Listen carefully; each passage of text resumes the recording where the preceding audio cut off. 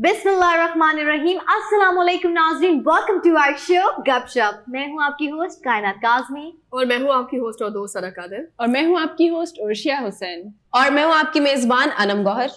मेरा नाम है Yunus Khan and I wish मेरा नाम जैकी चैन होता because China is the most important identity in the world right now. अगर मैं आपसे कहूं चांद हुआ मध्यम, सूरज जलने लगा, आसमां ये हाय क्यों पिघलने लगा। वाह वाह वाह, क्या नया गाना लेकर आए हैं आप। गाना तो पुराना था, उसको उल्टा किया मैंने। हाँ, वही तो ये गाना देख लिया है, था। इसमें कोई हकीकत है? इसमें हकीकत है क्योंकि गाने में था सूरज था वो मध्यम हुआ था, लेकिन यहाँ पे सूरज जल रहा है, एडिशनल सूरज जल रहा है और चाइनीज की जानिब से। Oh yes, okay yes, alright, बात खत्म। Thank you so much for closing my topic. I get it actually. देखिए ईस्ट क्या होता है?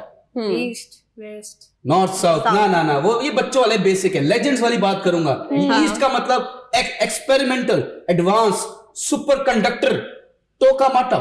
Okay, tokamak this is a Chinese equipment जिसको हम और कह सकते हैं ये आर्टिफिशियल सन है।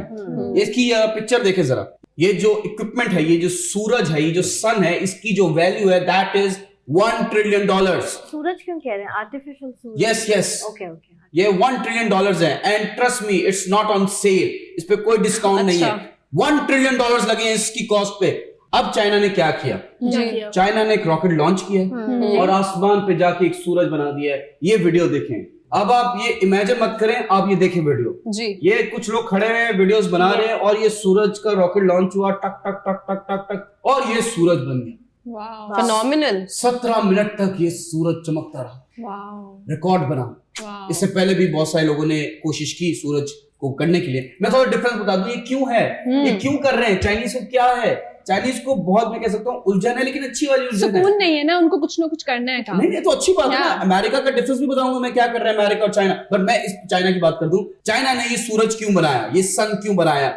बेसिकली अगर फॉर एग्जांपल एनर्जी सोर्स की बात करते हैं, हर चीज फॉर एग्जांपल आप सोलर एनर्जी पे रखते हैं, सूरज की एक पर्टिकुलर वो है ना, एक क्वांटिटी से आ रही है। एग्जैक्टली। रात हो जाती है तो फिर हमें तो लाइट नहीं मिलती सूरज की। तो अगर ऐसा एक सूरज है, आप समझे कि एनर्जी कितनी बढ़ जाएगी। ऑयल पे लोग जो रिलाय कर रहे हैं, गैस पे रिलाय कर रहे हैं, कोल्स पे रिलाय कर रहे हैं, तो देयर इज अनदर अब न्यू एक एनर्जी सोर्स आ रही है मार्केट में जिसका नाम है आर्टिफिशियल सन एनर्जी। ये तो मेरा एक सवाल है, हम हमेशा इस चीज पर बिलीव भी करते हैं कि असली असली होती है, नकली नकली होती है, तो इसका कोई डेफिनेटली साइड इफेक्ट तो होगा, या कुछ ऐसी रोशनी की जो शुआएं होती है उससे क्या पता कोई फर्दर स्किन कैंसर या समथिंग कोई इस बारे में? आपने बहुत अच्छी बात बोली, but I disagree with your point. असली नकली वाली ये देखिए डिग्री होती है, असली हो या जाली, ठीक है? नहीं ऐसी बात भी नहीं है, जब पकड़ी जाती है तो फिर ठीक है पकड़ी जाए। मैं आपको बता दूं कि देखिए आपने बहुत सा सवाल किया कि हो सकते हैं, अभी साइड इफेक्ट्स पे हम बात नहीं कर सकते because it's too soon to say. 17 minute तक गया सूरज, अभी तो कोई इफेक्ट नहीं आया। रिकॉर्ड ब्रेकिंग टाइम बनाया उन्होंने 17 मिनट तक। लेकिन आपने जैसे कहा कि एनर्जी सोलर है एक तरह से। अब चाइनीज जो है, हमें पता है कि दिन ब दिन ऐसी ऐसी चीजें कर रहे हैं जिससे तमाम दुनिया वाले हैरान और परेशान हो रहे हैं, लेकिन उनसे इंस्पायर भी हो रहे हैं कि इसके फायदे ज्यादा नजर आ रहे हैं कंपेयर टू साइड इफेक्ट। लेकिन अभी जो चाइना ने यूनस ये जो एक्सपेरिमेंट किया है, तो क्या आप बता सकते हैं ये कब से इन्होंने स्टार्ट किया था? इनके साइंटिस्ट कब से प्लान कर रहे थे ये चीजें? इनके जो साइंटिस्ट है पिछले 70 सालों से दीवारों पे सर मार रहे हैं कि किसी तरीके से सोर्स लेकर आए एनर्जी की। बहुत सारे 40 साइंटिस्ट ओवर द इयर्स काम करते रहे इस पे, and from the past 70 years ये करते करते पहले भी लॉन्च हुआ है। ऐसी बात नहीं कि लॉन्च किया 1 सेकंड के लिए, 2 सेकंड के लिए, कुछ बहुत सारे फेल टेस्ट भी हुए हैं, but this time Chandra missile की तरह। जी बहुत जी वो तो चलते हो गया। मैं बस एक बात बता दूं। जी। अच्छा यूनिस, मैं आपसे पहले एक सवाल कर लूं, फिर आप मजीद इसको एक्सप्लेन कीजिएगा। मुझे बताएं कि फिलहाल ये इन्होंने ट्रायल किया इसका, राइट? बट ये ऑपरेशनल कब से होगा, लाइक फुली फंक्शनल? देखिए पॉसिबिलिटी, क्योंकि वो I have seen the video, वो उनका सक्सेसफुल रहा है जो उनका ट्रायल था। तो देखिए एक पहले चीज को समझना पड़ेगा कि एग्जैक्टली है क्या। जी। अब मैं आपको बताता हूँ ये न्यूक्लियर रिएक्टर क्या होता है। एटम बम होता है। यस बिल्कुल। एटम बम मैंने फाड़ा, अल्लाह ना करे मैं यहाँ फाड़ता हूँ, तो इसकी जो तबाही है वो उस बिल्डिंग पे भी जाएगी, उस बिल्डिंग पे भी जाएगी, कंट्रोल्ड नहीं है। मतलब न्यूक्लियर फ्यूजन को कंट्रोल करेगी। एग्जैक्टली ये जो है, जो ईस्ट है, जो आर्टिफिशियल सन है, चाइनीज वालों ने या जो साइंटिस्ट लोगों ने एक एक निकाले कंट्रोल कर रहे हैं इसकी। Yes. इसके अंदर जो रेडिएशन है ये जो भी इफेक्ट आएगा इसको कंट्रोल्ड है। दैट इज द रीजन वो सूरज की शक्ल में गया है, एक सन एक बॉल की शक्ल में गया है, बबल की शक्ल में गया है। That is the reason. इसको समझना जरूरी है। जी। जो डिफरेंस है सन का और जो आर्टिफिशियल सन का है वो मुझे आप अनम बताएंगे। इसमें और जो ओरिजिनल सन है उसमें डिफरेंस ये है कि इसमें रेडियो एक्टिव रेडिएशन है आर्टिफिशियल में, और ग्रीन हाउस गैसेस है, which is very dangerous for human, for earth, for skin and for a lot of other things. Exactly ये है कि देखिए गॉड मेड सन है ना, गॉड मेड सन है तो उसमें कुछ नहीं है, उसमें नहीं, उसमें देखिए अब जो सन है ना ये कंपैरेटिवली उसमें जो भी है वो कम नुकसानदेह, ये जो इन्होंने बनाया ये बहुत ज्यादा नुकसान रेडिएशन है, Yeah. बट पर्टिकुलर वो वाली रेडिएशन नहीं जिससे बंदे को बिल्कुल हो जाए। ओजोन लेयर की प्रोटेक्शन भी बनी है ना हमारी। मैं आपको बता था कि सन जो है उसकी सरफेस नहीं है, ये सन है, ये हमारा हाथ है सरफेस, ये टेबल है सरफेस नहीं है, वो गैसेस से बना हुआ है। आप समझिए कि एक सन में रोजाना हर सेकंड में 4 एटम बम धमाके हो रहे हैं, इतनी तभी वो हीट प्रोड्यूस कर रहा है। लेकिन यूनुस अगेन ये चीज तो हमें माननी होगी या इस चीज में हमें दाद देनी होगी, या मुझे अभी तक समझ नहीं आ रहा कि चाइना के पास ऐसा कौन सा अलादीन का चिराग है। अगर आपको पता हो तो पास्ट में भी फ्रांस ने की थी ये कोशिश, और फ्रांस ने जो आर्टिफिशियल सन बनाया था वो आसमान में जाके 11 सेकंड तक रहा है सिर्फ। मतलब चाइना ने जो बनाया वो मतलब 17 मिनट नॉन स्टॉप। लेकिन ये चीज मैं पूछना चाह रही हूँ कि क्या आप मुझे डिफरेंस बता सकते हैं, क्या ऑडियंस को डिफरेंस बता सकते हैं कि चाइना ने ऐसा क्या चीजें इस्तेमाल की कि ये ज्यादा देर तक भी रहा है, लोगों ने वीडियोस बनाई, और इसमें क्या मतलब बेस्ट है? मगर कायनात मुझे ऐसा लगता है जो चीज नेचुरल है वो इस चीज को कैसे कंपेयर, मुझे समझ नहीं आ रहा है। आप प्लीज थोड़ा सा ब्रीफ करके मैं आपको बताता हूँ। देखिए सबसे इंपॉर्टेंट चीज जो चाइनीज ने इसमें यूज की वो पैसा यूज किया, ठीक है। $1 ट्रिलियन यूज किए, अपना दिमाग इस्तेमाल, और वो तो पैसा आता है तो दिमाग आ ही जाता है। ऐसा नहीं है, आप कोशिश करते रहे कभी ना तो आ ही ऐसा जाएगा। नहीं है। कुछ लोगों के पास बहुत सारा पैसा होता है लेकिन दिमाग नहीं होता। वाह, ये डायलॉग मेरी अगली पिक्चर का है। मैं आपको बता दूं $1 ट्रिलियन जो यूज किए गए, अब आप साइड पे अमेरिका को खड़ा कर लें। अमेरिका ने वही $1 ट्रिलियन अफगानिस्तान की वॉर में यूज किए, तो वो क्या कर रहे हैं, ये क्या कर रहे हैं, तभी ये आगे एक्सपैंड कर रहे हैं, पूरी दुनिया को कैप्चर कर रहे हैं। चाइना जंग नहीं लड़ता, चाइना इन्वेस्टमेंट करता है। आपको लगता है सिर्फ पाकिस्तान में सीपैक बन रहा है? नहीं। Hello, come to reality. यहाँ पे हर मुल्क में कहीं ना कहीं चाइना इन्वेस्ट करके बैठा हुआ है। वो अपना एक्सपोर्ट बढ़ा रहा है। उसने बोला कि मुझे जंग नहीं लड़नी, मुझे इस दुनिया पे कब्जा करना है विद टेक्नोलॉजी। वाओ, ये ही पर्सपेक्टिव चाइना का है, इसीलिए वो इतना ज्यादा फ्लरिश कर रहे हैं स्पेशली टेक्नोलॉजी में। मैं इसको कूल इनोवेशन तो नहीं बोलूंगी, लेकिन नहीं हॉट भी कह सकते हैं, लेकिन मैं इसको इनोवेटिव इन्वेंशन जरूर बोलूंगी। लेकिन अब इसके फायदे होंगे या नुकसान होंगे ये तो आने वाला वक्त ही बताएगा। तो जो चाइनीज लोग हैं, स्पेशली मैं इन पे डॉक्यूमेंट्री देख रही थी तो उसमें मुझे ये चीज पता चली जिससे मैं भी काफी ज्यादा हैरान हुई कि ये अपने बच्चों को छोटी उम्र में ऐसी चीजें सिखाते हैं जो कि हमारे बच्चे अब तक नहीं सीख पाते, या किसी स्कूल कॉलेज यूनिवर्सिटी कहीं नहीं सिखाया जाता। ऐसी प्रोग्रामिंग्स होती हैं जिससे बाकी टेक्नोलॉजी से रिलेटेड मैं बात कर रही हूँ। बहुत ही आला देसी घी वाला, लेकिन चाइनीज तो बेस्ट है। मैं आपको बता दूं कि पाकिस्तान का भी फायदा होगा।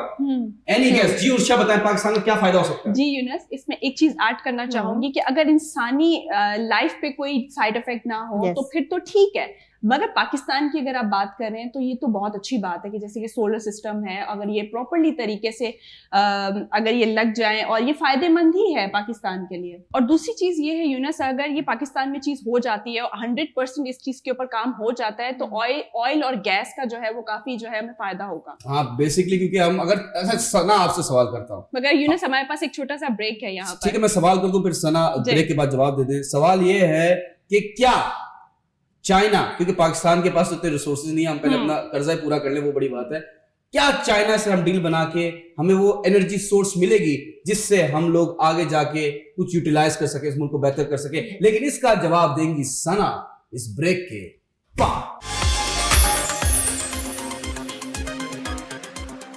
वेलकम बैक नाज़रीन, एक बार फिर आपको वेलकम करते हैं अपने प्रोग्राम गपशप में। और ब्रेक पर जाने से पहले आज यूनुस हमारे लिए बहुत ही जबरदस्त सी न्यूज़ लेकर आए थे कि अब जो है वो चीन ने बाकायदा से मसनूई तौर पर एक सूरज जो है वो बना लिया है जो कि 17 मिनट तक आसमान में रह सकता है। और इसके बेसिकली साइड इफेक्ट होंगे नहीं होंगे वो तो फर्दर बाद में पता चलेगा, लेकिन अभी हम इस पर गौर करेंगे कि फाइनली कोई ऐसी कंट्री है जिसने मसनूई तौर पर सूरज बनाया है। यूनुस का बहुत अच्छा एक सवाल था कि अगर ये क्योंकि चाइना ने बाकायदा तौर पर अब कर दिया है तो इसके पाकिस्तान को क्या इस तरह से फ़ायदे होंगे कि ये जो मसनूई सूरज है वो पाकिस्तान में भी आ जाए।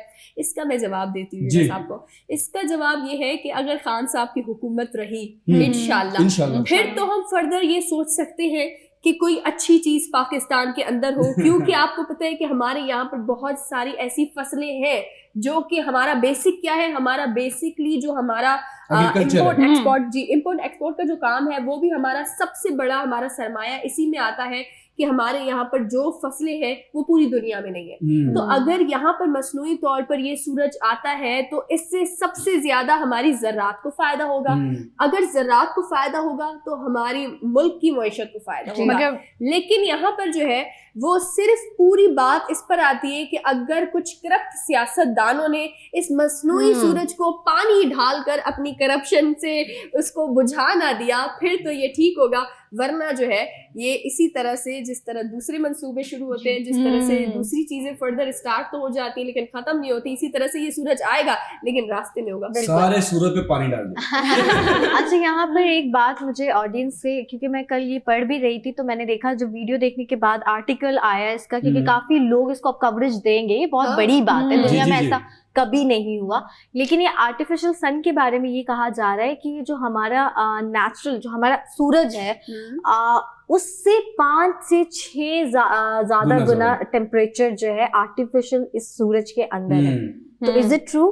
ट्रू मगर बिकॉज़ जो वन फॉर एग्जांपल मैं आपको बताता हूँ, पावर सन की जो ओरिजिनल पावर है वो एग्जांपल 17 मिलियन है, ठीक है, इसकी 70 मिलियंस है।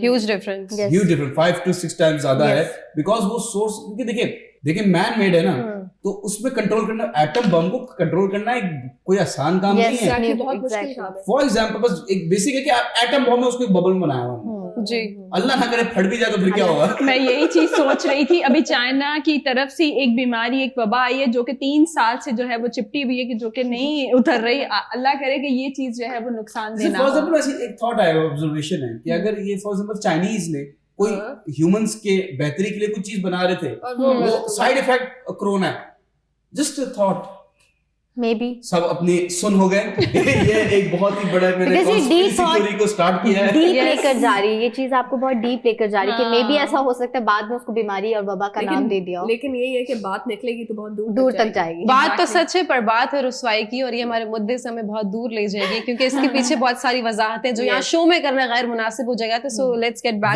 To the topic. शेर नहीं था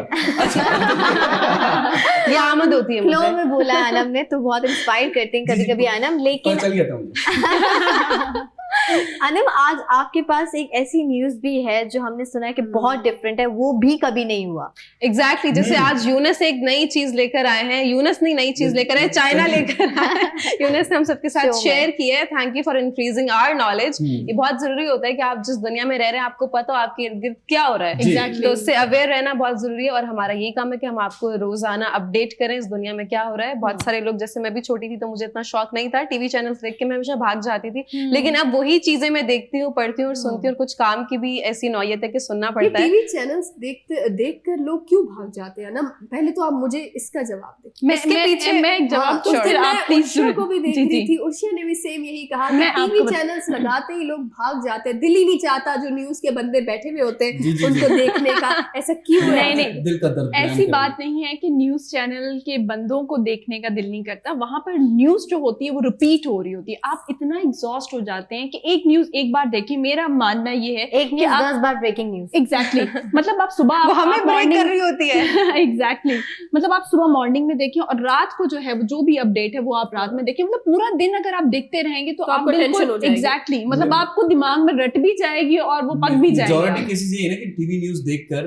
टेंशन होती है, करंट अफेयर्स से थोड़ा दूर भागते हैं, और आज वही शो कर रहे हैं। पैसा इंसान से क्या क्या करना। नहीं, मैं पते की बात, ये मेरे पास बड़ा लीथल जवाब है आपके सवाल सवाल का कि वो खबर होती कुछ और है लेकिन उसको इतना सेंसेशनल बनाते ना कि छन न न न अरे ये टूट गया, छन से जैसे कोई दिल टूट जाता है, अरे इतना होता भी नहीं है। इसलिए लोग अब हमारे समझदार हो गए, उनको पता है कि जो है नहीं 10 टाइम्स ज्यादा बना रहे हैं। न्यूज एंकर्स को भी ना एक्टिंग करने के थोड़े थोड़े जरासीम पैदा हो जाते हैं तो वो एंकरिंग छोड़ के थोड़ा सा एक्टिंग पे आ जाते हैं। बेसिकली वो थक जाते हैं ना एंकरिंग कर करके, थोड़ा सा एक्ट भी आता है। और मुझे लगता है बेसिकली हम अपनी न्यूज़ की तरफ बढ़ेंगे। जिंदगी को स्पाइस अप रखने के लिए वैरायटी का होना बहुत जरूरी है। तो आज कौन सी ब्रेकिंग न्यूज है? आज ब्रेकिंग न्यूज ऐसी है कि आप सबको ब्रेक कर दूंगी। नहीं ऐसा कुछ नहीं है। आपके थोड़ा सा जहन जो है वो सोचने पे मजबूर हो जाएगी, क्या ऐसा भी होता है दुनिया में। मैं बिल्कुल सेंसेशनल नहीं हो रही, मैं टू द पॉइंट बात करूंगी, रेलिवेंट। तो अमेरिका में ये हुआ है कि एक मरीज को बचाने के लिए ट्रांसप्लांट किया गया है दिल,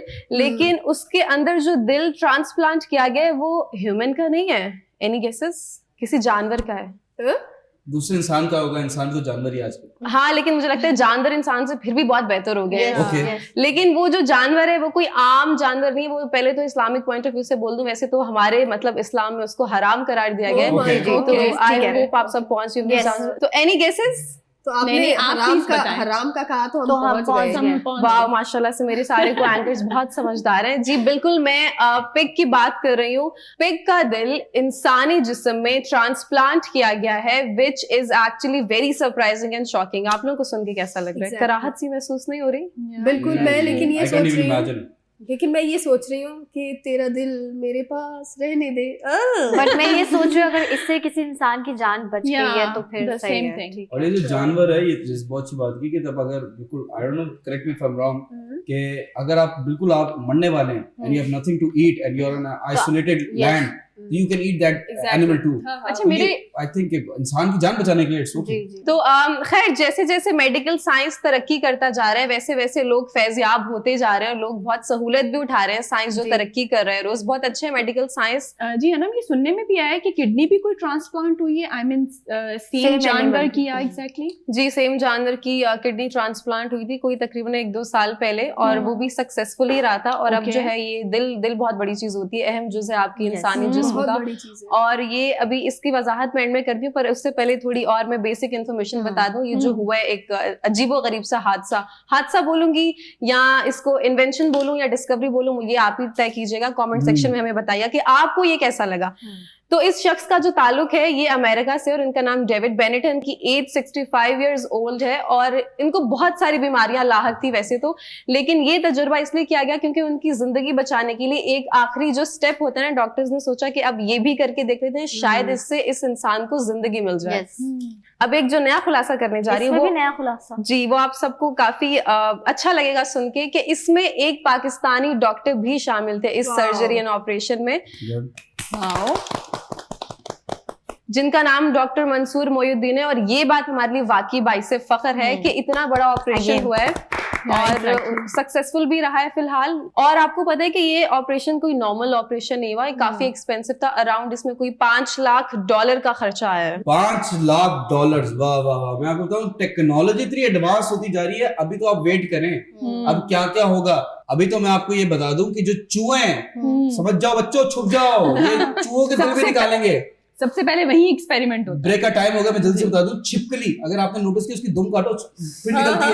सही कह रहा हूं मैं? जी। ये भी है कि जिन लोगों के हाथ नहीं है, ये टांगे नहीं है, तो उसकी जो डीएनए को ट्रांसफर करके बहुत सारी चीजें कर रहे हैं। और मुझे पता है चाइनीज कर लेंगे, बाकी सब पीछे रह जाएंगे। ब्रेक का टाइम हो गया है, मिलते हैं एक 9 ऑपरेशन वाले ब्रेक के बाद।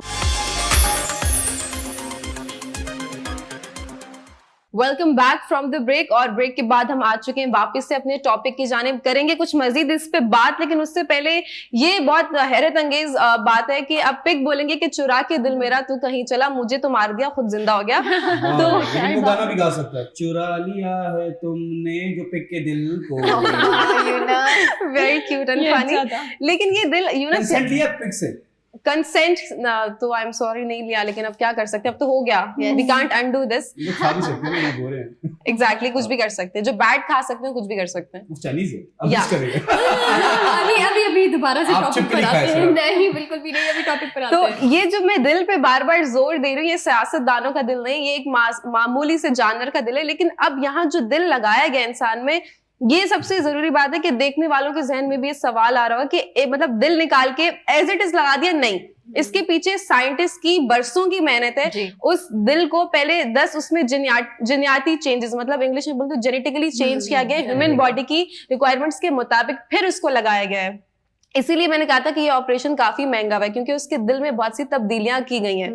मैं आपको एक बात बता दूं, ये जो दिल जो एनिमल का चेंज किया गया, मॉडिफाई किया गया, हमारे यहाँ कराची के लड़के ना बाइक अल्टर कर लेते हैं ऐसे कोई और पार्ट लगा लिया, कुछ और कर लिया, आवाज बम बम मॉडिफाई ना, मडगार्ड नहीं है और यूं करके वीडियो मार रहे होते हैं। But on a serious note, आपको पता है कि इस एनिमल का जो डीएनए है that is 96 to 97% similar to human DNA. Yunus, लेकिन मैं आपको साथ साथ ये बात बताती हूँ कि इनके हार्ट ट्रांसप्लांट से पहले जो है दीगर जितने एनिमल्स हैं उनकी भी बाकायदा रिसर्च किया गया, तो पिग का ही जो है, पर एनीवेज मेरे लिए ज़्यादा मैटर करता है कि एक इंसानी जान बची है। बट दुआ ये करूँगी कि अल्लाह तमाम जितने भी बीमार लोगों ने शिफा दें, चाहे कोई भी हो, क्योंकि ये हार्ट डिजीज, अभी भी इनका हार्ट ट्रांसप्लांट हो गया है बट कितना लॉन्ग लास्टिंग है डॉक्टर्स भी नहीं कह सकते। He is still in ICU. Okay, let's hope for the best. ये वाकई में टेक्नोलॉजी की बात है। हम टेक्नोलॉजी हर प्रोग्राम में हम बात कर रहे होते हैं और कोई ना कोई बात जो है या कोई ना कोई टॉपिक जो है वो कहीं ना कहीं रिलेट करता टेक्नोलॉजी की तरफ ही है। और ये बहुत बड़ी बात है कि पिग्स की जीन्स को जमा करके जो है वो लगाना और उसके ऊपर जो है वो एक्सपेरिमेंट ही होता है। सो काबिल तारीफ की बात है ये। बिल्कुल ऐसा ही है। कुछ चीजें काबिल तारीफ होती है लेकिन कुछ चीजें काबिल तनकीद होती है। यही मुल्क है, यही दुनिया है, यही रीत है, यही दस्तूर होता है। वहाँ अमेरिका को देखे, सेहत को लेकर इतना ज्यादा संजीदा हुआ है, और यहाँ हमारे सिंध हुकूमत को देखें कि सेहत को लेकर इतने, जिसे कहते हैं ना कि इग्नोर किया हुआ है लोगों को, इतने बच्चों को इग्नोर कर दिया, बच्चों की सेहत के साथ खिलवाड़ कर रहे हैं, इनको कोई पूछने वाला नहीं है। वो लोग सूरज की तरफ पहुंच गए, ये लोग अभी तक सेवरेज का मसला ही ठीक नहीं कर रहे हैं। खुदा नु मानो तो सीरियसली जब मैं ये बात कहती हूँ तो ये मेरे दिल से बात निकलती है। और आज मैं भी आप लोगों के साथ एक जो है वो अपना दिल का मामला नहीं, ये दिल का मामला नहीं है लेकिन ये दिल को चीर दे वो मामला है। ये बेसिकली अभी एक बहुत बड़ी कोताही ही कहूँगी, एक बहुत बड़ी कोताही हुई है सिंध हुकूमत की तरफ से हुई है। और मुझे तो ये समझ नहीं आता, जिस वक्त ये मामला हो रहा होता है उस वक्त पता नहीं क्यों आप होश के नाखून जो है वो नहीं लेते और आपको कुछ पता नहीं होता, या आपको पता होता है जानबूझकर इस तरह की चीज़ें करते हैं ताकि वो शायद सुर्खियों में जो है वो रह सके। मुझे नहीं पता ये क्या हरकतें होती है, क्यों होती है, लेकिन जब बच्चों पर बात आती है या बच्चों का मामला होता है तो आपका दिल अंदर से जो है वो रोता है, खो के आंसू आपका दिल रो रहा होता है। क्योंकि जब अमवात हो जाती है उसके बाद किसी चीज़ पर बात की जाए, नोटिस लिया जाए, तहकीक की जाए, वो सारी चीज़ें बेवजह लगती हैं। क्योंकि जानी नुकसान का जो है ना वो कोई भी अजाला नहीं होता है। वो एक बार आपका जो नुकसान हो गया है वो आप ज़िंदगी भर उन वालिदैन का कभी भी आप पूरा नहीं कर सकते, चाहे आप कुछ भी कर लें। अभी मैं आपको बताती हूँ कि क्या केस हुआ है रिसेंटली। जो है वो पूरे, आपको पता है कि पाकिस्तान के अंदर जो है वो मुहिम जारी थी कि खसरा की जो है वो वैक्सीनेशन लगेगी तमाम तर 1 से लेकर 6 साल की उम्र के जितने भी बच्चे हैं उनको जो है वो खसरे की वैक्सीनेशन का अमल शुरू किया जाएगा। उसके बाद फर्दर ये पाकिस्तान उसकी सिंध की तरफ आया ये कि अब सिंध में जो है वो इस मुहिम का बाकायदा आगाज़ किया गया। उन्होंने कहा इनका जो टारगेट था सिंध हुकूमत का, बड़े बड़े फैसले किए गए, दावे किए कि 1,97,00,000 जो है वो बच्चों को ये वैक्सीनेशन मुकम्मल करेंगे सिंध के अंदर। लेकिन हुआ क्या, हुआ ये कि दादू और नौशेरा को जो है वो बिल्कुल ही इग्नोर किया गया। वहाँ पर उनकी वैक्सीनेशन, जो बच्चे हैं 1 से लेकर 6 साल की उम्र के, वैक्सीनेशन जो है दादू और नौशेरा में नहीं हुई, जिसकी वजह से 38 बच्चे जो है वो अपनी ज़िंदगी की बाजी हार गए। अब आप ये देखें कि जब 38 अमवात हो गई, 38 बच्चे जो है वो लुकमा अजल बन गए, उसके बाद जी अब जो है वो डायरेक्टर जनरल हेल्थ सिंध जो है वो अब उठते हैं और कहते हैं कि हमारे पास जो डेटा है, जो रिपोर्ट्स आई है उसके मुताबिक ये चीज़ जो है वो अब साफ जाहिर है कि दादू और नौशेरा के अंदर वैक्सीनेशन की ही नहीं गई थी, जिसके बाद जिसकी वजह से जो है ये 38 अमवात हुई है। आप देखेंगे कितनी बड़ी सिंध हुकूमत की, और सिंध हुकूमत के अंदर ये मेडिकल जो बोर्ड है इनका, उनकी कितनी बड़ी गफलत है। जी सना, बिल्कुल ठीक कहा आपने, क्योंकि जान है तो जहान है। आप बड़े बड़े दावे करते हैं, पहले बच्चों की जो बेसिक नेसेसिटी है वो ही पूरी कर दे, भूख प्यास, रोटी कपड़ा मकान आपका नारा था, बस आज तक हमने सुना ही। बेनजीर फंड भी जो है आप कहते हैं कि गरीबों के लिए जब लेने जाएं तो उनको दीगर मसलों का सामना करना पड़ता है। खैर ये एक अलग बहस है, क्योंकि आपकी गलतियों पर बात की जाए तो ये शो का टाइम भी जो मुझे लगता है कि कम पड़ जाएगा, क्योंकि जब आपको बुलाया जाए डिबेट के लिए कि सर आपने क्या किया, इतने साल से आप हुकूमत कर रहे हैं सिंध के अंदर, तो आपने सिर्फ सिंध को लावारिस छोड़ा है। इंटीरियर सिंध में जो बच्चों का हाल है, वैक्सीनेशन का इंतजाम आपने इंटीरियर सिंध के बच्चों के लिए नहीं किया। आपने इतने बड़े जो मेन जिला हैं जो अपने आप में, क्योंकि देखिए यही छोटे छोटे जिला हैं सना जहां पे मुझे लगता है कि आपको ज्यादा से ज्यादा मेडिसिन का या वैक्सीनेशन का इंतजाम करना चाहिए। इवन उनकी भूख प्यास तो आप भूल ही चुके, अब आपको उनकी जानों से भी कोई गर्ज नहीं है। तो ये कैसी सियासत है? तो यही कहूंगी कि ये ऐसी सियासत है कि बच्चों के और गरीबों का खून चूस चूस कर आपने अपनी बैंक और अपना ये इतना सारा जो करप्शन का माल है जमा किया है। कायनात, आप बिल्कुल ठीक कह रही हैं। ये तो एक बहुत बड़ा अलमिया है कि जब तक एक चीज जो है वो एक्सट्रीम लेवल पे ना पहुंच जाए और उस चीज के ऊपर बहुत बड़ा सानिया ना हो जाए, तब तक ये नोटिस नहीं लेते हैं। मुझे ये चीज समझ में नहीं आती कि जब कोई गटर में गिरेगा तो ही ढक्कन लगाया जाएगा, ऐसी सोच क्यों? ये गवर्नमेंट की ना अहली है, क्योंकि किसी के साथ सगापन और कहीं सौतेलापन ये मुझे समझ में नहीं आता है। ये जो बच्चे हैं यही आने वाला कल है, मुस्तकबिल है।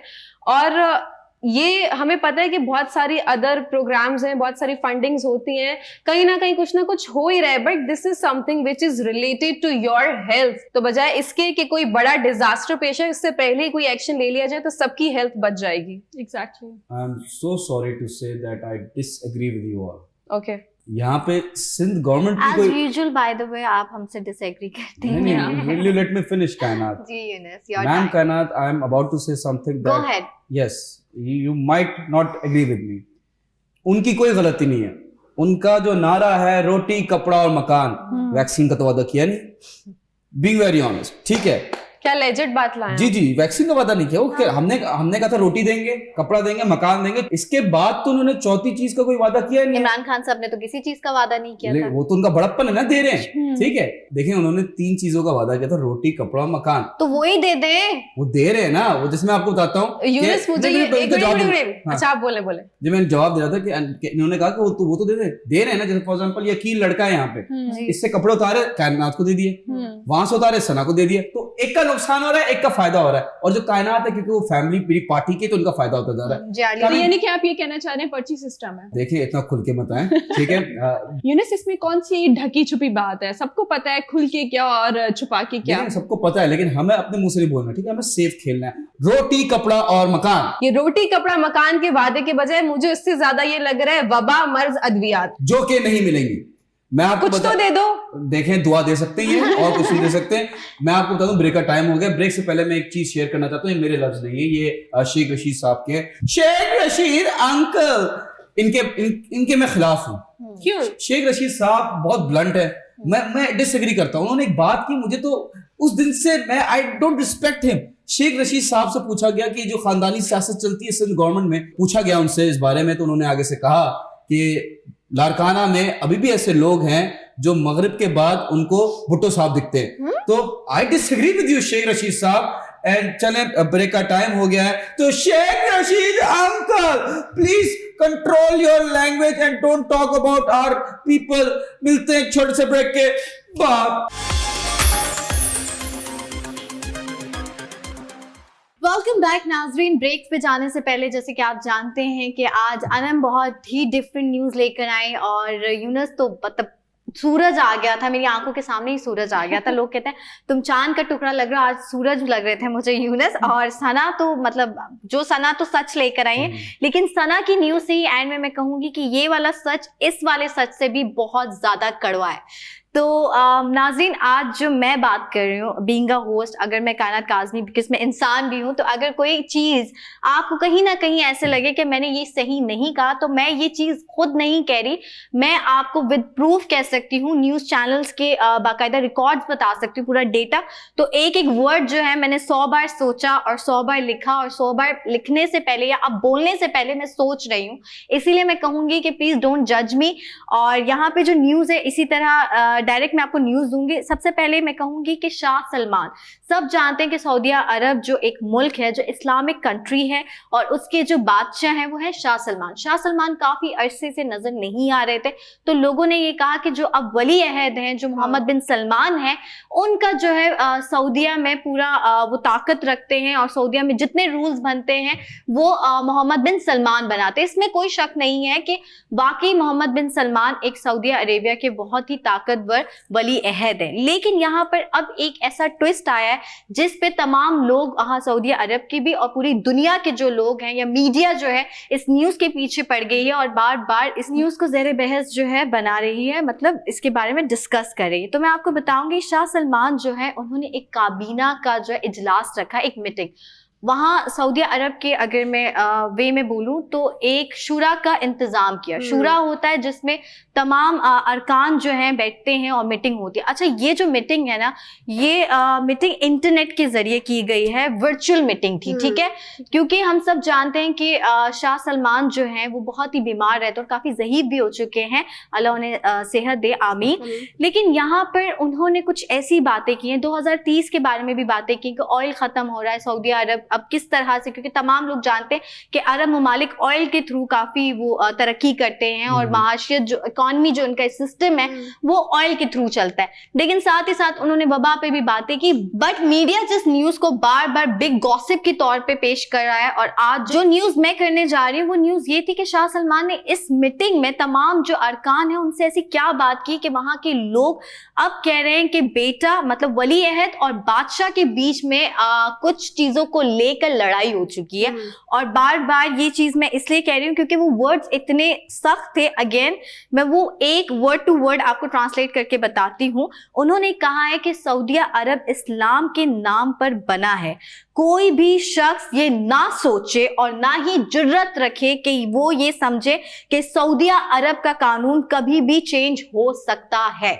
उन्होंने इस मीटिंग के अंदर तमाम जो अरकान हैं उन्होंने कहा कि ये चीज़ जो है आप ज़्यादा से ज़्यादा सऊदी अरब के अंदर और दीगर ममालिक के अंदर भी, जो कि लोग बहुत सारे कह रहे थे क्योंकि वली अहद काफ़ी यंग भी हैं, वो चाहते हैं कि सऊदी अरब को मॉडर्नाइज करें, और वो ये भी चाहते हैं कि सऊदी अरब में टूरिस्ट आए, हज और उम्रा के अलावा भी वो टूरिस्ट को अपनी तरफ अट्रैक्ट करवाना चाहते हैं। वो चाहते हैं कि तेल का जो तमाम लोग जानते हैं कि तेल का खसारा होने वाला है 2030 में, जो उनकी प्लानिंग है वो इसीलिए कि वो चाहते हैं कि कंट्री का जो इकोनॉमी है ना, अब वो टूरिज्म पर बहुत सारी चीज़ों में डिपेंड करती है। और ये बात मैंने भी एक एपिसोड में कही थी कि अगर पाकिस्तान भी कुछ चीज़ें बेहतर कर ले टूरिज्म के थ्रू तो हमारी इकोनॉमी और बूस्ट कर सकती है।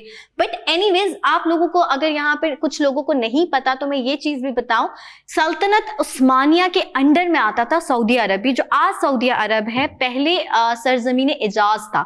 और आले सऊद जो इनके जितने भी बादशाह गुजरे हैं, उस वक्त के जो बादशाह थे आले सऊद जिन्हें हम कहते हैं, तो आले सऊद ने ब्रिटिशर्स का साथ दिया था खिलाफत उस्मानिया को ख़त्म करने में। बाद में टर्की कमज़ोर हुआ, जंग अजीम सबको पता है। एक दिन मैं ये टॉपिक भी लेकर आऊँगी इंशाल्लाह, ताकि आपको मज़ीद गाइड कर सकूँ कि हिस्ट्री में क्या हुआ।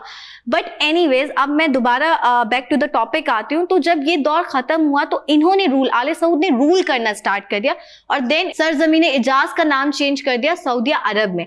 बट सऊदी अरब का अभी जो बहस बनी हुई है, बहस तमाम लोग देख रहे हैं कि सऊदी अरब के अंदर अभी जो है कॉन्सर्ट्स हो रहे हैं, फैशन वीक्स हो रहे हैं, यूरोपियन फैशन वीक्स हो रहे हैं, बहुत सारी चीज़ हो रही है, सिनेमाज खुल रहे हैं, मूवीज़ लग रही हैं, औरतें अब अकेली ड्राइव कर सकती हैं, अकेली जा सकती हैं, इवन अकेले जाके होटल में रूम भी बुक कर सकते हैं और स्टे भी कर सकते हैं। बहुत सारे रूल्स हुए हैं और बहुत सारी चीज़ें ऐसी हैं जो बादशाह पसंद नहीं करते। तो अब आप लोगों को क्या लगता है कि मीडिया मसाला लगा के बता रही है कि वाकई वली अहद और बादशाह के बीच में जंग छिड़ चुकी है? देखिए, ये मैं इसका थोड़ा सा फर्दर, इसी का आपने बहुत अच्छी न्यूज़ लाई, नो डाउट आपने पूरा तारीख के बारे में बयान किया।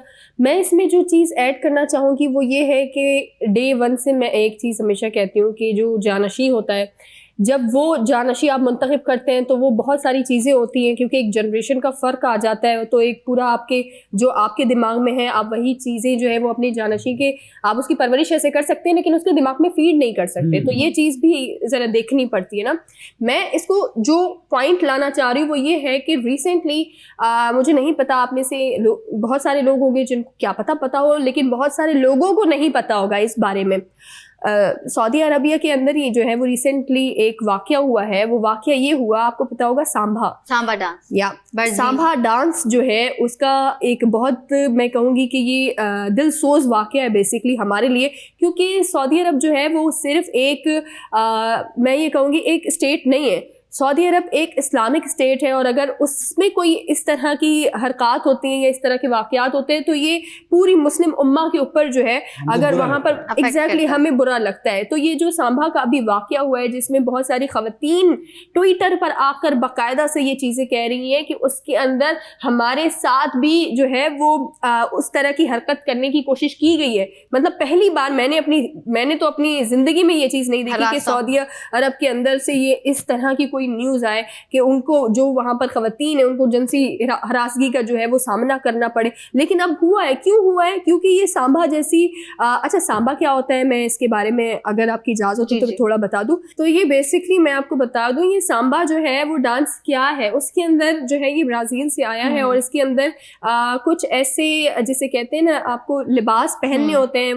वुमेन जो होती हैं, जो खवातीन होती है, वो इस तरह के लिबास वेयर करती हैं जो हमारी नज़र में तो काफ़ी ज़्यादा गैर इखलाकी लिबास पहनते हैं। तो जब इस तरह के वाकयात नजर आ रहे हैं, फिर इस तरह की चीजें नजर आ रही है कि जो वहां पर खवातीन ने उनको जिनसी हरासगी का भी सामना करना पड़े, ये क्यों हो रहा है? उसके बाद अगर ये स्टेटमेंट आता है शाह सलमान की तरफ से तो ये बिल्कुल सही है, बिल्कुल सही स्टेटमेंट आ रहा है। जी बिल्कुल ठीक कहा आपने। और अनम, उर्शिया, यूनुस, आप लोग क्या कहेंगे? क्योंकि शाह सलमान जो है वो बादशाह हैं, उनकी जो सोच है वो कहते हैं कि सऊदी अरब कभी भी जो है मॉडर्न नहीं होगा, और ना मैं चाहूँगा, क्योंकि ये इस्लामिक स्टेट है। लेकिन जो वहाँ के वली अहद हैं वो कहते हैं कि टूरिज्म नहीं आएगा, अट्रैक्ट नहीं करेंगे। वो मॉडर्न सोचते हैं, वो यूएई से बहुत ज़्यादा इंस्पायर भी हैं, यूएई को बहुत ज़्यादा आइडियलाइज भी करते हैं, उनकी आइडियोलॉजी को बहुत प्रेफर करते हैं, पसंद करते हैं। और अभी भी सऊदी अरब के अंदर जो है यंगस्टर्स जो हैं वो चाहते हैं, जो वली अहद चाह रहे हैं वही हो। देखिए, पहले तो ये बात जान लें कि Saudi Arabia is an entirely Muslim country, और एक पाक सरजमीन है, इस्लामी सरजमीन है। उसका नाम जैसे ही हमारे जहन में आता है, हम सोचते हैं,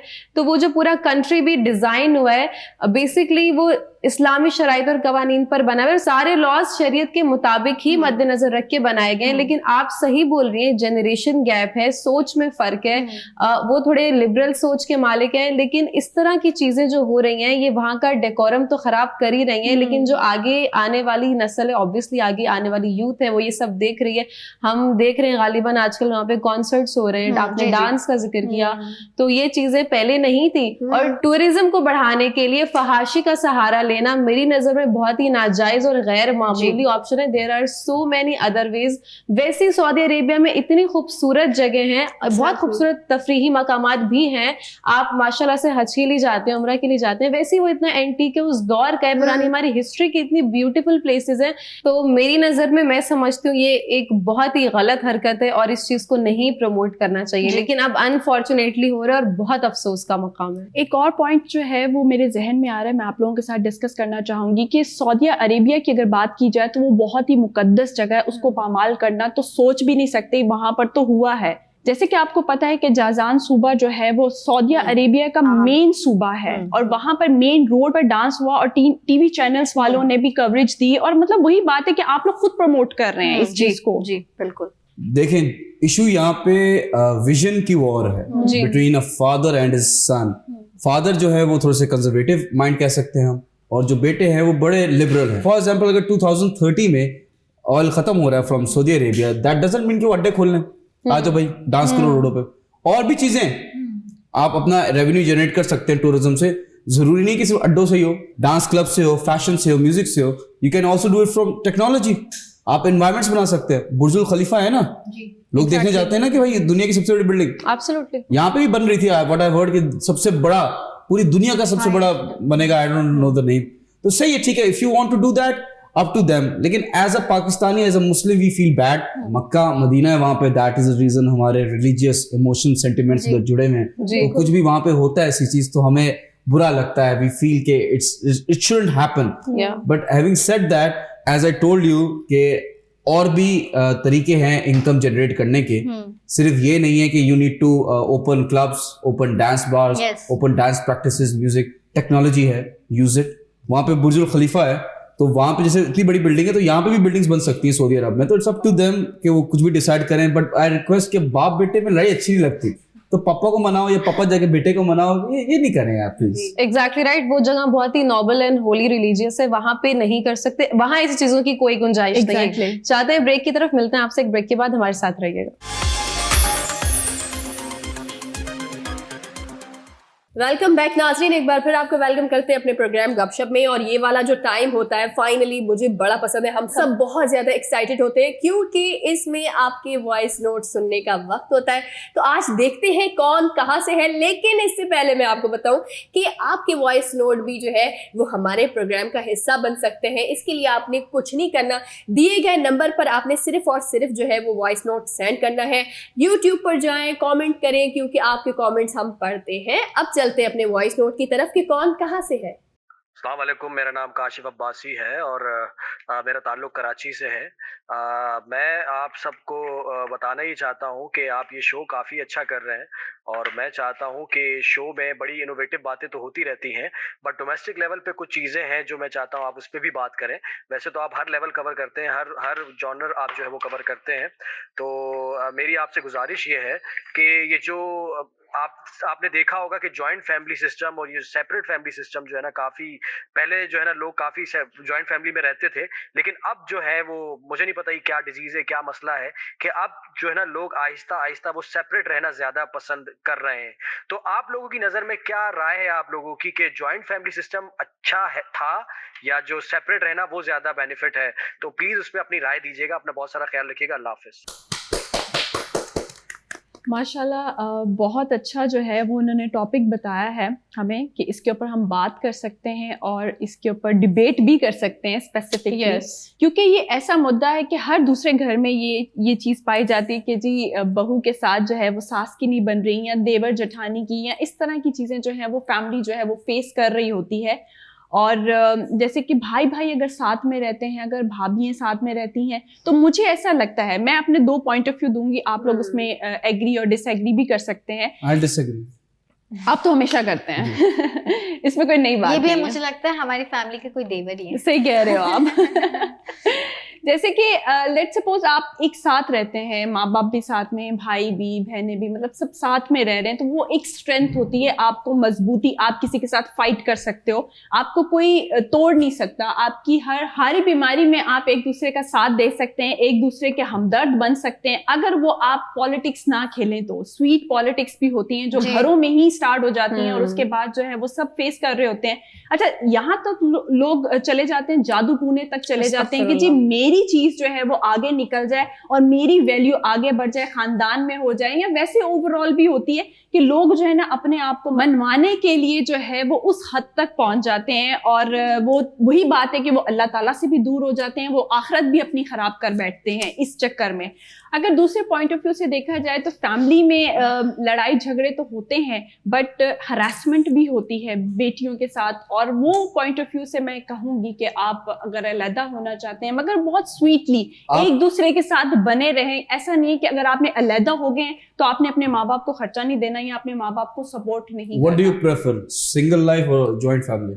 यूनिस, मैंने आपको दोनों मुद्दे बताए ना कि अगर आप What do you prefer? I'm just asking your opinion. दोनों चीजें मुद्दे देखने के बाद, Okay. मतलब आपका ये कहने का depends on situation. If you get married somewhere, तो would you prefer a joint family और अपने? अगर ऐसे मसले होंगे तो दूर रहना ही पसंद करूंगी, क्योंकि मुझे ऐसा लगता है कि आप दूर रहकर भी अपने सास ससुर का या बहन भाइयों का आप सपोर्ट कर सकते हैं, बट मतलब बिल्कुल कट नहीं जाए। कंफ्यूज है अभी आप हालात देख के नहीं, मैं ऐसी बात नहीं, एग्जैक्टली। और दूसरी चीज ये है कि आप डिसाइड नहीं कर सकते कि आगे की सिचुएशन क्या होगी, बट ये कि आप अपना माइंड जो है वो प्रिपेयर कर सकते हैं। जॉइंट फैमिली कह सकते हैं, और यूनिस आई थिंक अगर अच्छी है तो ओके। और यूनिस आई थिंक मुझे लगता है कि जो काशिफ अब्बासी साहब का सवाल था, ये कहा था उन्होंने कि हम नाम बात, बड़ा खतरनाक है। हाँ मुझे पहले लगा कि न्यूज एंकर, वो जर्नलिस्ट जो है वो शो एंकर, उनकी कॉल आई है, मतलब उनका ऑडियो है। बट एनीवेज अगर बात की जाए ना, नसीब की बात होती है। हमेशा बड़े बुजुर्ग कहते हैं, खासतौर पे बेटियों को कहते हैं, क्योंकि उन्होंने जो है ना रुखसत होकर घर से जाना होता है। तो इसलिए मैं स्पेसिफिकली लड़कियों के ऊपर बात करूंगी, क्योंकि कहते हैं बेटा अल्लाह तुम्हारे नसीब अच्छे करें।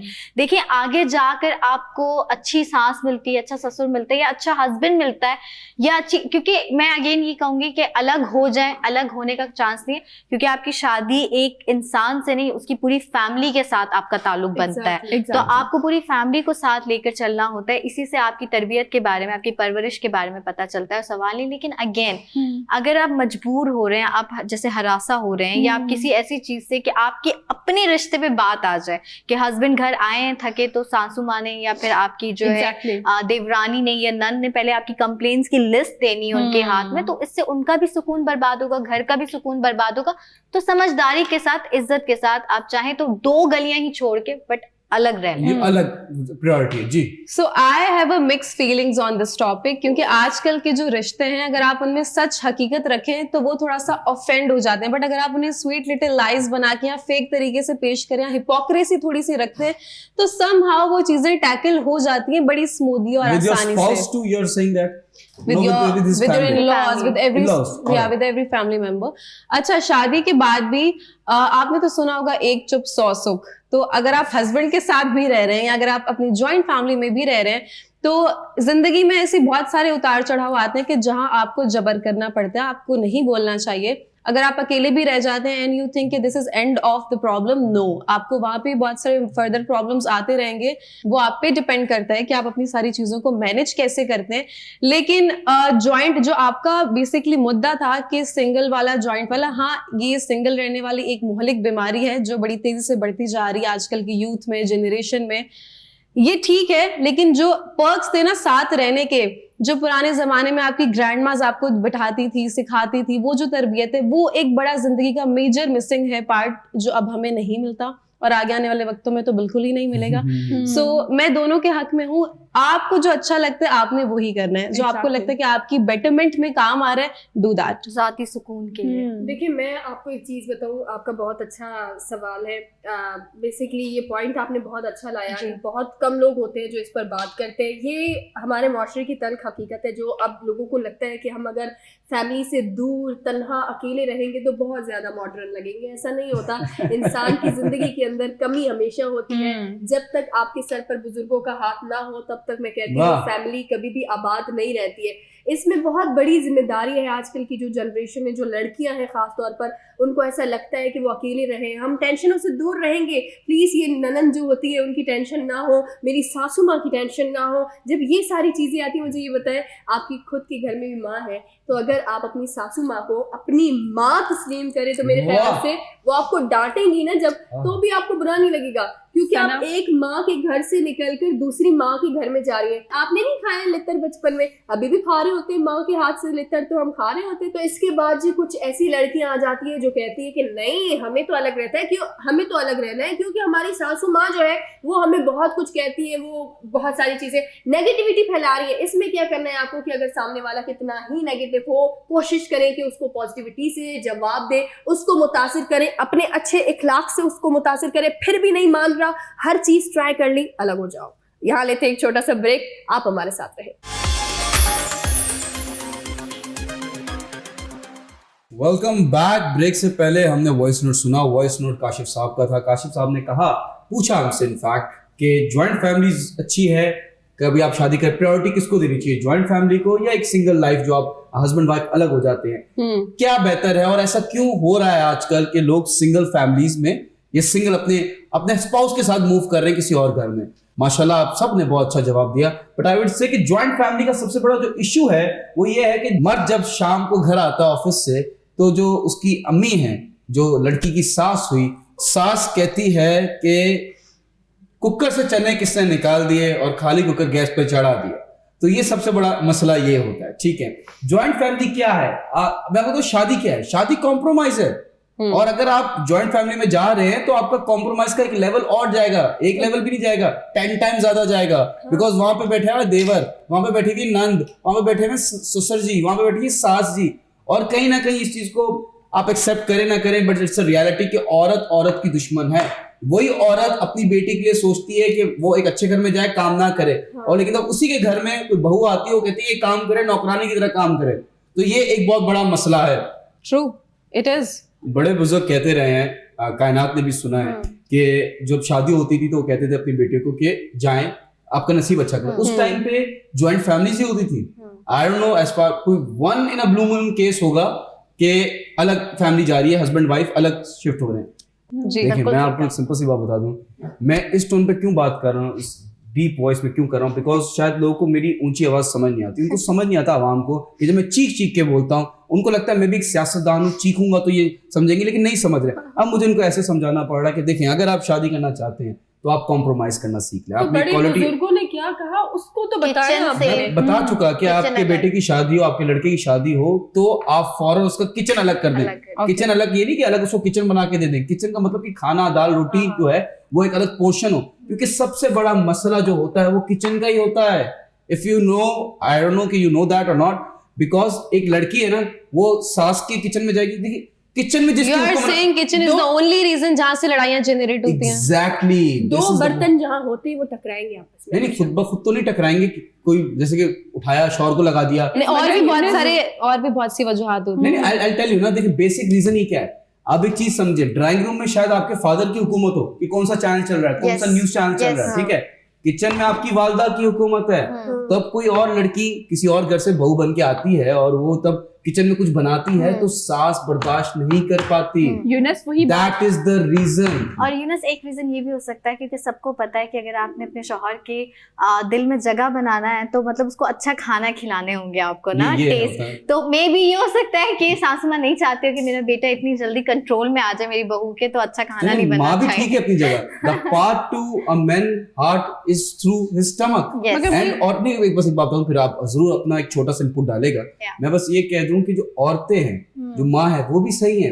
एक माँ ने 25 साल पाला अपने बच्चे को, प्यार मोहब्बत, रोज रात को आता है माँ के पाँव दबाता है, अच्छा लड़का। शादी के 10 दिन बाद 15 दिन बाद वो आता ही नहीं है, वो ऑफिस से डायरेक्ट कमरे में घुस जाता है। तो माँ भी इंसान है, माँ भी एक दिल रखती है, उसके दिल में बुरा फील होगा कि 25 साल में एकदम से बीवी आई, ये चेंज मार दिया। आप बिल्कुल ठीक कह रहे हैं। वाकई में रिस्पेक्ट जो है वो माँ बाप की कभी भी नहीं छोड़नी चाहिए। इसलिए नहीं छोड़नी चाहिए क्योंकि वो आपको बचपन से लेकर आपको बड़ा करते हैं, आपकी नाज नखरे, आपकी सारी चीजों को फॉलो करते हुए अपना पेट काट कर जो है वो अखराजात बच्चों के पूरे करते हैं। वो कैसे करते हैं वो तो आप लोग सब जानते हैं। और दूसरी चीज ये है कि अगर कोई ऐसी बाहर से लड़की लाते भी हैं तो प्लीज उसको नौकरानी नहीं समझे, क्योंकि फौरन से एक माइंड में जो है वो माइंड सेट हो जाता है औरतों का कि नहीं जी हमें जो है वो बहू से ही काम करवाना है, मेरी बेटी काम नहीं करेगी या मैं उठ के काम नहीं करूंगी। तो ये भी तो चीज गलत है ना। तो कर देगी वो मसला है। नहीं करे, काम करे, मगर वही बात है कि आप उसको नौकरानी की तरह डील मत करें। मुझे लगता है ये वाला टॉपिक ऐसा है कि हर तरह से इसके एंगल डिफरेंट है, क्योंकि जिस पे बीत रही है वही जानता है। यहाँ पे बैठ के हम सिर्फ अपना पॉइंट ऑफ व्यू आपको दे सकते हैं, क्योंकि किसी के शू में पाँव रखकर उसकी सूरत हाल को समझना और उसकी चीजों को समझना बहुत मुश्किल है। Right, yes. देखिए this topic is quite debatable, फिर किसी शो में इस पे फर्दर बात करेंगे। फिलहाल के लिए काफी स्ट्रेच कर लिए, तो यहाँ मेरा ख्याल है हम मूड को थोड़ा सा शिफ्ट करते हैं और अपने दूसरे टॉपिक की जाने बढ़ते हैं, जो कि उर्शिया बताएंगी। जी एनम, आप बिल्कुल ठीक कह रही हैं। मूड भी चेंज कर लेना चाहिए और टॉपिक भी चेंज कर लेना चाहिए, क्योंकि घरेलू मसले मसाइल जो हैं वो कभी खत्म नहीं हो सकते, क्योंकि ये पुप्पी चाची और ये बहू वाले जो हैं वो ये चलते ही रहेंगे। और फिर कभी किसी जो है वो प्रोग्राम में हम ये बात डिस्कस करेंगे और फिर कोई नया मुद्दा होगा, नया जो है वो नए तरीके से आपके सामने जो है वो पेश कर रहे होंगे।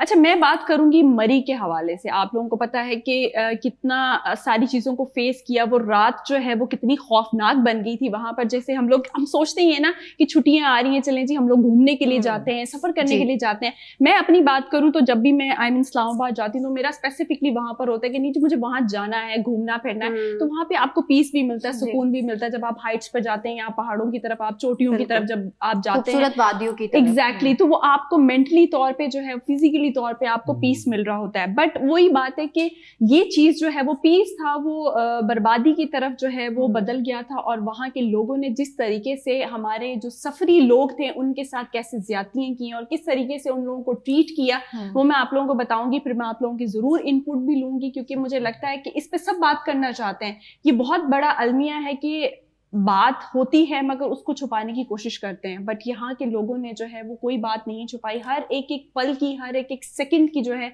वो वीडियोस बनाई थी और शेयर भी करते रहे, अपनी मदद भी मांगते रहे, बट वहाँ पर कोई मदद करने के लिए जो है वो ऑन द स्पॉट नहीं पहुँच सका, इसीलिए इतनी ज़्यादा जो है वो वहाँ पर अमवात भी हो गई। और कितनी अफसोसनाक बात है कि एक फैमिली जो है वो मेरे माइंड से अभी भी नहीं निकलती, क्योंकि जब वो मैंने वीडियो देखी तो अंदर से जो है वो फीलिंग ऐसी आ रही थी कि इंसानियत मर चुकी है।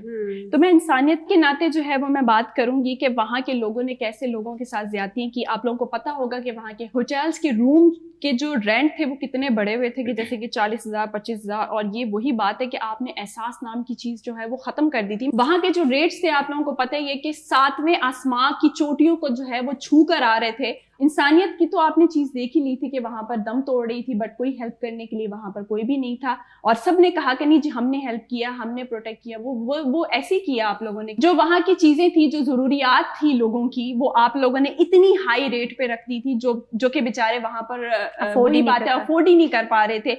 तो मैं खैर ये वो वाला मुद्दा है कि जिस पे सब बात कर चुके हैं, जैसे कि यूनुस भी पिछले एपिसोड में ये पूरी बात बता चुके हैं कि वहाँ के जो रेट्स थे वो बहुत ज्यादा हाई थे, कि जो बेचारे लोग जो हैं 20,000 ही लेकर गए होंगे कि नहीं जी हम 2 दिन में या 1 दिन में ट्रिप करके वापस आ जाएंगे, तो वो 40,000 50,000 वाला कैसे अफोर्ड करते। बट आप लोगों ने अपना टूरिज्म ही खत्म कर दिया। वो कैसे खत्म कर दिया? क्योंकि ट्विटर पर जो है वो एक ट्रेंड चल रहा है, बल्कि पूरी कैंपेन चल रही है बायकॉट मरी के नाम से, और ये वही बात है कि आपने अपना टूरिज्म जो है वो आपने खत्म कर दिया। सैरो तफरी के लिए वहां पर आप जाते हैं और वहां के जो लोग हैं वो आपको भी एंटरटेन करते थे, मतलब आप लोग डिफरेंट लोग मिलते थे, आप लोगों से वो एंटरटेन भी होते थे, वहां के लोग भी आपको एंटरटेन करते थे। बट वही बात है कि आज की अगर बात की जाए तो वहाँ की जो गलियां और बाजार हैं वो सब चीजें वीरान हो चुकी हैं। इसलिए वीरान हो चुकी हैं क्योंकि आप लोगों ने साथ नहीं दिया। जो आप वहाँ के जो लोग जो फंसे हुए थे, वहाँ के लोगों को आप लोगों ने प्रोटेक्ट नहीं किया। बिल्कुल ठीक कहा अर्शिया आपने। कल ही हम लोग ये बात कर रहे थे अपने पिछले ही कुछ एपिसोड में कि टूरिज्म पाकिस्तान के लिए कितना ज़रूरी है, पाकिस्तान में कितनी खूबसूरत जगह हैं और हमें और एक्सप्लोर करना चाहिए, अपने इखलाक को और बेहतर करना चाहिए। मैंने एग्जाम्पल के तौर पे श्रीलंका का इसलिए मेंशन किया था कि छोटा सा आइलैंड है लेकिन वहाँ के लोगों का इखलाक इतना अच्छा है कि टूरिस्ट वहाँ जाते हैं। देखिए ये चीज़ बहुत ज़रूरी है कि हम ज़्यादा से ज़्यादा जब अपने काम से फ्रस्ट्रेट हो जाते थे, काम कर कर भी आप बहुत ज़्यादा एंजाइटी में आपको समटाइम होता है कि बस काम है और फैमिली है, आप अपने घर से कहीं बाहर जाते हैं तो आपको अच्छा लगता है, एक बजट होता है तमाम लोगों का, जैसा आपने बताया भी। तो अब अगर मरी को भी, अब जो ये ट्रेंड चल रहा है जो ट्विटर पे, जो अभी आपका ये टॉपिक था कि आपने बताया कि ट्विटर पे ये ट्रेंड चल रहा है कि मरी कोई नहीं जाएगा, मरी का बायकॉट करें, तो फिर हम कहाँ जाएं? मतलब एक बात है ना कि पाकिस्तान में इतनी खूबसूरत जगह है, हमें खुद ये चीज़ सोचनी चाहिए कि हमें अपने इखलाक को बेहतर करना चाहिए। हमें अगर कोई खुदा ना खास्ता किसी के साथ कोई मजबूरी है, मिसहैप हो गया, तो देख के वीडियो बना के तमाशा नहीं बनना चाहिए, तमाशबीन ना बने, उनकी हेल्प करें। बिल्कुल ठीक कह रही हैं आप कायनात। और इसमें मैं एक चीज़ बताना चाहूँगी कि अगर आप लोगों के वहाँ के लोगों ने आपका साथ नहीं दिया तो आप अपनी जो है वो कैसे आप अपने आप को सेव कर सकते हैं और कैसे जो है वो आप अपना सफर जो है वो बेहतर कर सकते हैं। Help yourself. Yes, help yourself, कि आप अपनी जो है वो मदद खुद करेंगे, इसलिए आप लोगों को खुद करनी पड़ेगी, कोई भी आपकी हेल्प नहीं करेगा। आप लोग अपनी गाड़ी तो लेकर जाते हैं, बट आपको कौन सी गाड़ी लेकर जानी वो भी मैं आप लोगों को बता देती हूँ कि कोशिश करें कि बड़ी गाड़ियां लेकर जाएं, छोटी गाड़ियां मत लेकर जाएं, क्योंकि छोटी गाड़ियां जो है वो हाइट पे चढ़ती हैं तो वो प्रॉब्लम करती हैं। जैसे कि आप लोग गाड़ी में बैठे हैं और आप लोगों ने एसी या हीटर या जो भी वटेवर, जो भी मौसम के अकॉर्डिंग भी आप चलाते हैं, तो बट वो गाड़ी में बैठ के 1 घंटा हार्डली आप बैठ सकते हैं, ज्यादा देर मत गाड़ी में बैठा करें, क्योंकि वो आपको ही जो है वो आपकी जिंदगी के लिए जो है वो कितनी नुकसानदेह होगी। आप लोगों ने देख ही लिया है, सारे नज़ारे आप लोगों के सामने हैं। जैसे कि आप लोगों ने काफी सारी वीडियोस भी देखी थी कि गाड़ियों के साथ जो है वो उन्होंने चेन्स भी रखी हुई थी अपनी गाड़ियों में और अपने टायरों के साथ उन्होंने लपेट ली, ताकि जो है वो गाड़ी जो है वो स्लिप ना हो और कोई प्रॉब्लम जो है वो आपके सामने ना आए। अच्छा, मैं एक चीज और आप लोगों को बता देती हूँ कि अपनी गाड़ी के अंदर जो है वो बहुत सारी चीजें डंप मत कर लिया करें, क्योंकि जब आपकी गाड़ी में बहुत सारी चीजें होती हैं तो वेट होता है, तो ऊपर गाड़ी चढ़ना जो है वो मुश्किल हो जाती है और वो बंद हो जाती है। गाड़ी आपकी बंद नहीं होनी चाहिए। आप किसी भी सफर पर जा रहे हैं, गाड़ी में अगर पेट्रोल कम हो रहा है तो प्लीज उसको रीफिल लाजमी करवा लिया करें। ये मत सोचा करें कि जब ये खत्म होगा तब हम इसमें पेट्रोल डलवाएंगे, तो वो आपके लिए नुकसानदेह हो सकता है। टंकी में डलवा लें। जी बिल्कुल जी अर्शिया, मैं इस पर अपना इनपुट दूंगी क्योंकि ये काफी संजीदा टॉपिक है और ये हमारी जिम्मेदारी है, हम लोगों को जितना हो सके उतना अवेयर करें ताकि वो आगे आने वाली जिंदगी में एहतियात बरत सके। लेकिन यहाँ वक्त हुआ एक ब्रेक का, आप कहीं नहीं जाइएगा, हमारे साथ रहिएगा, मिलते हैं इस ब्रेक के बाद। Welcome back. ब्रेक से पहले हम बात कर रहे थे काफी सीरियस टॉपिक के बारे में। हाल ही में एक वाकया हुआ है, आप सबको पता है। सबसे पहले तो मैं एक चीज आप सबको बता दूं जिसका आपको बहुत ज्यादा ख्याल रखने की जरूरत है, और ये बहुत ही बेसिक चीज है, और वो ये कि जब भी आप गाड़ी भी लेते हैं तो उसके लीफलेट में लिखा होता है, अगर आप कभी बुक खोल के पढ़ें, वो आपकी आसानी के लिए दी जाती है, लेकिन उसको कभी कोई खोल के पढ़ना जरूरी नहीं समझता है। कभी भी हीटर को चला के गाड़ी में नहीं सोते हैं, क्योंकि हीटर की वजह से एक ऐसी गैस पैदा होती है कार्बन मोनोऑक्साइड, जो कि आपकी ऑक्सीजन को आहिस्ता आहिस्ता आहिस्ता रिप्लेस करेगी, मतलब उसकी जगह वो ले लेगी। और कार्बन मोनोऑक्साइड एक ऐसी गैस है, ना तो उसका मतलब आप सूंघ सकते हैं और मतलब कलरलेस है, ऑर्डरलेस है, स्मेल नहीं है, तो आप उसको सेंस नहीं कर सकते। But it work like a slow poison. और आहिस्ता आहिस्ता आहिस्ता आपको नींद, बेहोशी और फिर आप उससे मौत वाक़या हो जाती है। तो कभी भी हीटर को जलाकर आपको नहीं सोना है। यहाँ पे इंतजामिया की गलती नहीं है, यहाँ पे मैनेजमेंट की कोताही नहीं, यहाँ पे गवर्नमेंट की कोताही नहीं, यहाँ पे आपकी अपनी खुद की कोताही है। मैं हार्श कोई क्रिटिसिज्म किसी को भी नहीं करी, मैं सिर्फ आपकी अवेयरनेस के लिए बोल रही हूँ कि आगे जिंदगी में कोई हादसा ना हो।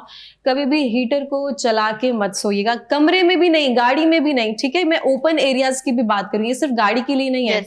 अच्छा, यहाँ पे एक और चीज है, अभी हाल ही में 2-4 दिन पहले कैपिटोलियो एक सिटी है साउथ ईस्ट ब्राजील में, वहां पे भी एक हादसा हुआ है। वहां पे तो इंतजामिया की कोई गलती नहीं, क्योंकि ये कुदरती हादसा हुआ था। बहुत सारे टूरिस्ट जा रहे थे, मतलब कश्ती में थे, वहां पे एक फर्नेस लेक है, उससे वो गुजर रहे थे, और ऊपर से जो क्लिफ थी उसका एक तौदा या छोटा सा हिस्सा टूट के वो नीचे गिरा, और उसमें से 32 पीपल हैज गॉट इंजर्ड और 9 जो है इस वक्त सीरियस हालत में है।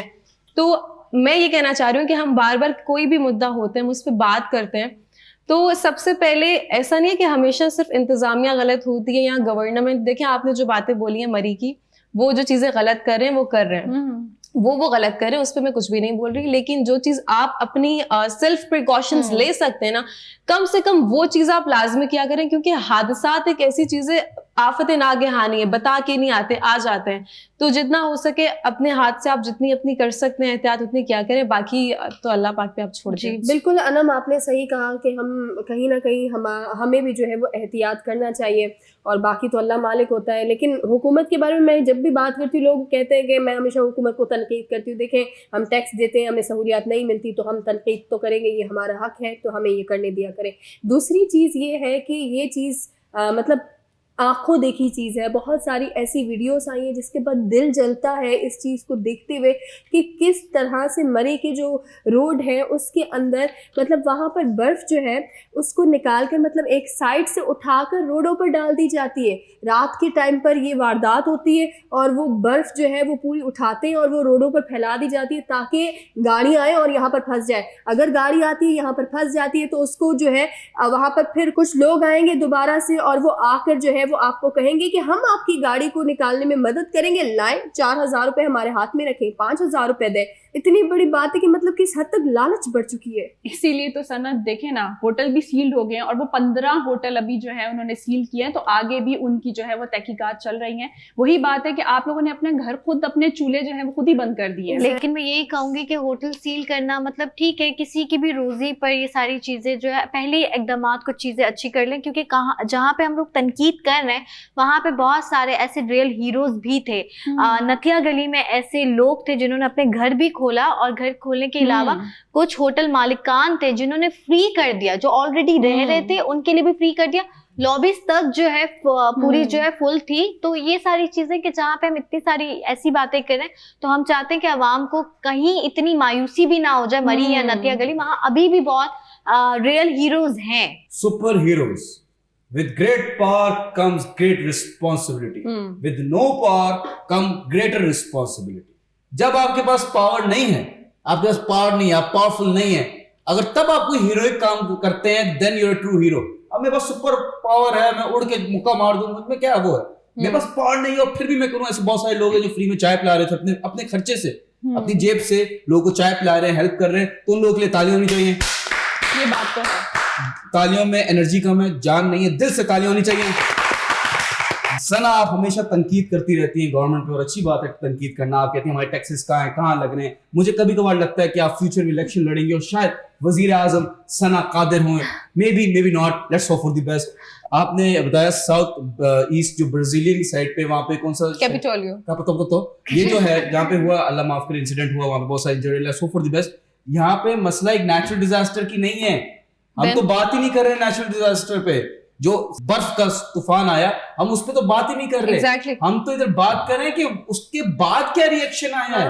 नेचुरल डिजास्टर देखें, वी रिस्पेक्ट दैट। अगर कुछ आता है और अगर किसी की उस वजह से डेथ होती तो हम लोग शायद इतना नहीं बोलते। Yes. हम बस उनकी मगफिरत के लिए दुआ करते हैं, दैट्स इट। यहाँ पे जो डेथ हो रही है उसका रीजन क्या है, आई विल टेल यू। वो जो लोग थे जिनका एटीट्यूड था आफ्टर दिस डिजास्टर, वो लोग कल्प्रिट है। आप कह रहे हैं कि who is at the fault, किसकी गलती है?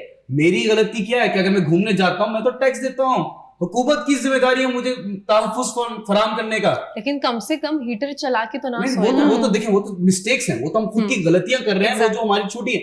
जाना वहां पे फंसना नेचुरल डिजास्टर में, अगर किसी को नहीं पता तो उसने हीटर खोल दिया। लेकिन मैं यहाँ पर यूनुस, आई एम सॉरी मैंने जी। आपको कट किया, एक चीज मैं यहाँ पर ऐड करूंगी, वो ये है, आपने कहा हीटर ना चलाएं, बिल्कुल सही बात है, हीटर ना चलाएं, लेकिन मैं आपको बताऊं एक बहुत जिसे कहते हैं ना, ये आपने खुद देखना है इस चीज को और इसका एहतियात करना है कि अगर आपकी गाड़ी है, आपकी गाड़ी का साइलेंसर अगर उसमें बर्फ जम जाती है और वो बंद हो जाता है तो कार्बन मोनोऑक्साइड जो है वो बाहर आने लगती है, यानी कि गाड़ी के अंदर जो एसी वाली जगह है वहां से खुद खारिज होने लगती है, तभी जो है वो अमवात होती है। इसका मतलब ये नहीं है कि हम ये कहें कि हमारी गलती है, मैंने हीटर ऑन किया और मैं मर गई।